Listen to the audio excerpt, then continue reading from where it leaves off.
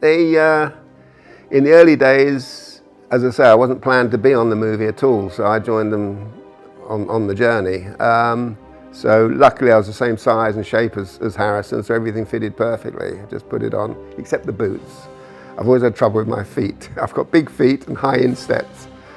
I'll never forget Ron Beck, the wardrobe master, who was wardrobe on all these movies with Joanna Johnson and things, and I worked with him in 1966 on my first ever location with Gregory Peck.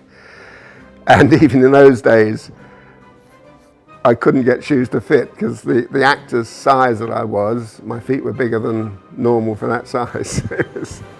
It was really quite funny. But so yeah, the suit and the clothes, it's such a wonderful outfit to wear. My wife, who doubled all the girls, as you know, in the 3 Indiana Jones, she was so jealous of me because I'd have this lovely jacket on, long sleeve shirt underneath, long trousers, nice tough boots, and you're jumping and trampling over scorpions and running through cactus and rolling down hills and jumping onto elephants and swinging through trees. And she's wearing a mini skirt and heels. She was always complaining about it and how lucky I was. And I go, tough girl, there you go. But no, it's one of the best costumes I've ever worn, actually, and I've worn a lot over the years, and it's the most comfortable one I've ever worn. You couldn't draw one up that would be more practical. You've got a hat to keep you warm in the winter.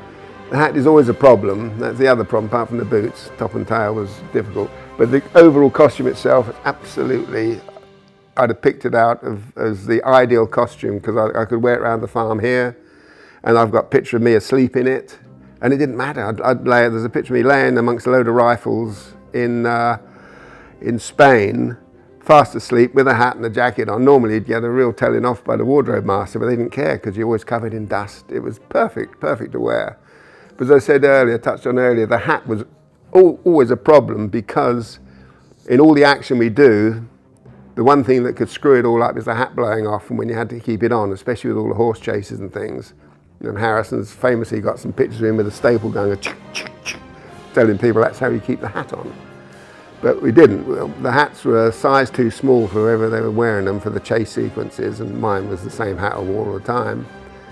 And it was a size too small, and you just crammed it on your head because you couldn't have a bit of string under your chin or anything because it wasn't continuity.